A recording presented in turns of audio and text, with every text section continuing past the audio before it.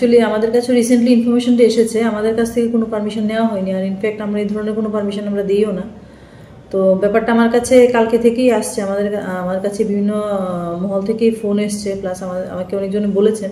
তো আমি পুলিশ প্রশাসনকে জানিয়েছি যাতে ইমিডিয়েটলি এটা বন্ধ করা হয়। আমি ওসি কদমতলার সঙ্গেও কথা বলেছি, প্লাস বিষয়টি আমাদের ডিস্ট্রিক্টের মাননীয় স্পিকারের নলেজও আছে। তো ওনারা এর মধ্যেই স্টেপ নেবেন এবং আশা করি এটা বন্ধ হয়ে যাবে।